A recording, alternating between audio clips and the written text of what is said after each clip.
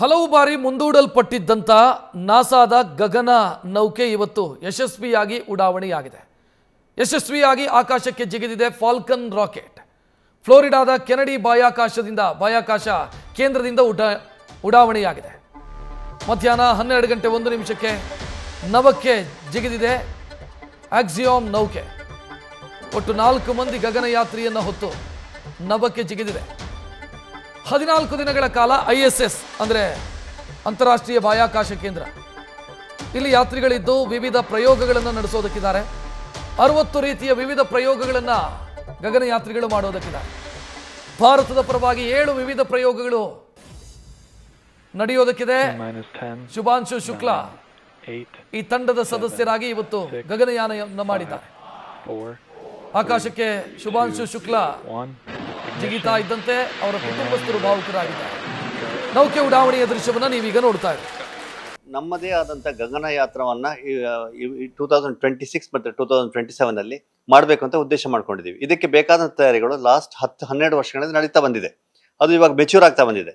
ಇವಾಗ 2026-2027 ನಮ್ಮದೇ ದೇಶದಿಂದ ನಮ್ಮ ಗಗನಯಾನಲ್ಲಿ 3 ಜನ ಗಗನಯಾತ್ರಿಗಳನ್ನ ಸ್ಪೇಸ್ಗೆ ಕರ್ಕೊಂಡು ಹೋಗುವಂಥ ಒಂದು ಏನು ಕಾರ್ಯಕ್ರಮ ಇದೆ, ಆ ಕಾರ್ಯಕ್ರಮಕ್ಕೆ ಬೇಕಾದಂಥ ತಯಾರಿ ಆಸ್ಟ್ರೋನಾಟ್ನ ಟ್ರೈನಿಂಗ್ ಕೂಡ ಒಂದು ಉದ್ದೇಶ ಆಗುತ್ತೆ.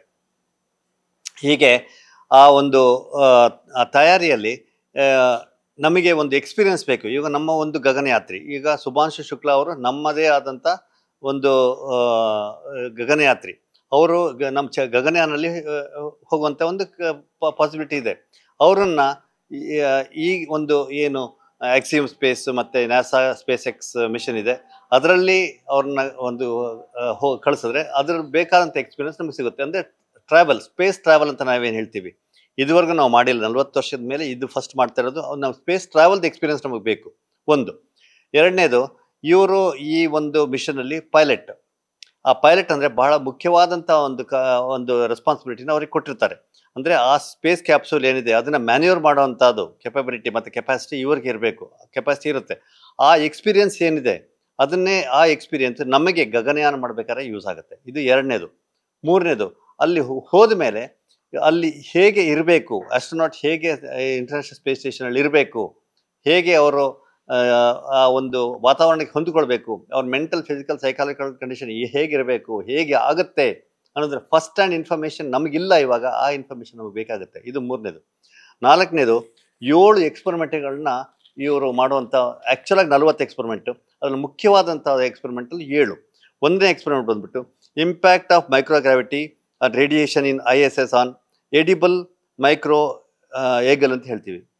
ಹಾಗೆ ಹೇಳಿದ್ರೆ ಈ ಫುಡ್ ಏನಿದೆ, ಆ ಫುಡ್ ಮೇಲೆ ಯಾವ ರೀತಿಯಾಗಿ, ಹೇಗೆಂದರೆ ನಾವು ಕನ್ಸ್ಯೂಮ್ ಮಾಡೋಂಥ, ಮನುಷ್ಯರು ಕನ್ಸ್ಯೂಮ್ ಮಾಡೋಂಥ, ಆಸ್ಟ್ರೋನಾಟ್ ಕನ್ಸ್ಯೂಮ್ ಮಾಡೋಂಥ ಫುಡ್ ಮೇಲೆ ಹೇಗೆ ರೇಡಿಯೇಷನ್ ಎಫೆಕ್ಟ್ ಆಗುತ್ತೆ, ಅದರಿಂದ ಹೇಗೆ ಅದರ ಡಿಗ್ರೇಡೇಷನ್ ಆಗುತ್ತೆ, ಅದರದ್ದು ಏನು ನ್ಯೂಟ್ರಿಯೆಂಟ್ಸ್ ಹೇಗೆ ಕಡಿಮೆ ಆಗುತ್ತೆ, ಪ್ರೋಟೀನ್ಸ್ ಹೇಗೆ ಏನಾಗುತ್ತೆ, ಕಾರ್ಬೋಹೈಡ್ರೇಟ್ಸ್ ಏನಾಗುತ್ತೆ, ಅದನ್ನು ಸ್ಟಡಿ ಮಾಡೋಂಥ ಒಂದು ಎಕ್ಸ್ಪರಿಮೆಂಟನ್ನು ಹಮ್ಮಿಕೊಂಡಿದ್ದಾರೆ. ಯಾಕೆಂದರೆ ಆಸ್ಟ್ರೋನಾಟ್ಸಿಗೆ ನಮ್ಮ ಗಗನಯಾನಲ್ಲಿ ಹೋಗಬೇಕಾದ್ರೆ ಕೂಡ ಅಲ್ಲಿ 5-6 ದಿನ ಇರಬೇಕಾದ್ರೆ ಫುಡ್ ಕನ್ಸ್ಯೂಮ್ ಮಾಡಬೇಕಾದ್ರೆ ಅದರಲ್ಲಿ ಆ ರೇಡಿಯೇಷನ್ ಎಕ್ಸ್ಪೋಸ್ ಆದಾಗ ಹೇಗೆ ಆಗುತ್ತೆ ಅನ್ನೋದು ಒಂದು ಇನ್ಫಾರ್ಮೇಷನ್ ನಮಗೆ ಬೇಕಾಗಿದೆ. ಅದನ್ನು ಎಕ್ಸ್ಪರಿಮೆಂಟ್ ಒಂದು. ಎರಡನೇದು, sprouting of salad seeds in space. Sprouting, ಇವಾಗ ಸ್ಪ್ರೌಟಿಂಗ್ ಅಂತ ಏನು ಸಲಾಡ್ ಮಾಡ್ಬೇಕಾದ್ರೆ ನಾವು ಇದನ್ನು ಸ್ಪ್ರೌಟಿಂಗ್ ಮಾಡ್ತೀವಿ. ಸ್ಪ್ರೌಟಿಂಗ್ನ ಸ್ಪೇಸ್ ಮೈಕ್ರೋಗ್ರಾವಿಟಿ ಇಲ್ಲಿ ಏನಂತಂದ್ರೆ 408 ಕಿಲೋಮೀಟರ್ ISS ಅಲ್ಲಿ ಗ್ರಾವಿಟಿ ಆಲ್ಮೋಸ್ಟ್ 0 ಇರುತ್ತೆ. ಮೈಕ್ರೋಗ್ರಾವಿಟಿ ಅಂತ ಹೇಳ್ತೀವಿ. ಭೂಮಿನಲ್ಲಿ ಗ್ರಾವಿಟೇಷನಲ್ ಫೋರ್ಸ್ ಇದೆ, ಗುರುತ್ವಾಕರ್ಷಣೆ ಅಂತ ಏನು ಹೇಳ್ತೀವಿ ಅದಿರುತ್ತೆ. ಅಲ್ಲಿ ಗುರುತ್ವಾಕರ್ಷಣೆ ಇಲ್ಲ. ಆ ಗುರುತ್ವಾಕರ್ಷಣೆ ಇಲ್ಲದೆ ಇರಬೇಕಾದ್ರೆ ಸ್ಪ್ರೌಟಿಂಗ್ ಹೇಗಾಗುತ್ತೆ, ನಾವು ಸಲಾಡ್ಸ್ ಹೇಗೆ ಮಾಡ್ಬೋದು, ಹೇಗೆ ನಾವು ಅಲ್ಲಿ ಕನ್ಸ್ಯೂಮ್ ಮಾಡ್ಬೋದು ಅನ್ನೋ ಎರಡನೇ ಎಕ್ಸ್ಪರಿಮೆಂಟ್ನ ಮಾಡ್ತಾ ಇದ್ದೀವಿ.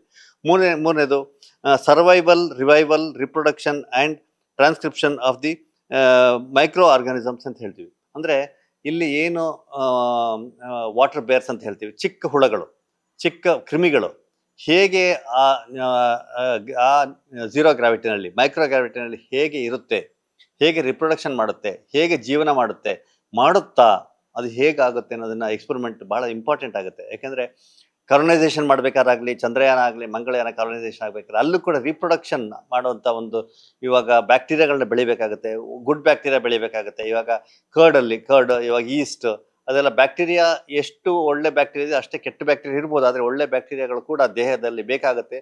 ಮತ್ತು ನಮ್ಮ ಫುಡ್ಡಲ್ಲಿ ಮತ್ತು ನಾವು ಕನ್ಸ್ಯೂಮ್ ಮಾಡುವಂಥ ಇದರಲ್ಲಿ ಬ್ಯಾಕ್ಟೀರಿಯಾಗಳು ಯೂಸ್ ಆಗುತ್ತೆ. ಅದೇ ರೀತಿ ಅದನ್ನು ಮಲ್ಟಿಪ್ಲೈ ಹೇಗಾಗುತ್ತೆ, ಹೇಗೆ ಸಸ್ಟೈನ್ ಆಗುತ್ತೆ ಅನ್ನೋದು 4ನೇ experiment. Effect of metabolic supplements on muscle ಅಂತ ಹೇಳ್ತೀವಿ. ಇವಾಗ ಮೈಕ್ರೋಗ್ರಾವಿಟಿನಲ್ಲಿ ಏನಾಗುತ್ತೆ, ಮಸಲ್ ಲಾಸ್ ಆಗುತ್ತೆ, ಮಸಲ್ದು ಪವರ್ ಕಡಿಮೆ ಆಗ್ತಾ ಹೋಗುತ್ತೆ. ಆ ಮಸಲ್ ಪವರ್ ಕಡಿಮೆ ಇದು ನಮ್ಗೆ ಗೊತ್ತಿರೋಂಥದ್ದು. ಇವಾಗ ಸುನಿತಾ ವಿಲಿಯಮ್ಸ್ 6 ದಿನ 15 ದಿನಕ್ಕೆ ಹೋಗಿ ಅಲ್ಲಿ 9 ತಿಂಗಳಿದ್ದಾಗ ಭಾಳಷ್ಟು ಒಂದು ಸುದ್ದಿ ಆಗಿದ್ದು, ಅವರಲ್ಲಿ ಮಸಲ್ ಕಡಿಮೆ ಆಗ್ತಾ ಇದೆ, ಅವ್ರು ಸಣ್ಣ ಆಗ್ತಾ ಇದ್ದಾರೆ, ಅವ್ರು ವೀಕ್ ಆಗ್ತಾ ಇದ್ದಾರೆ, ಬೋನ್ ಡೆನ್ಸಿಟಿ ಕಡಿಮೆ ಆಗ್ತಾ ಇದೆ ಅನ್ನೋ ಒಂದು ಭಾಳ ಸುದ್ದಿ ಆಯಿತು.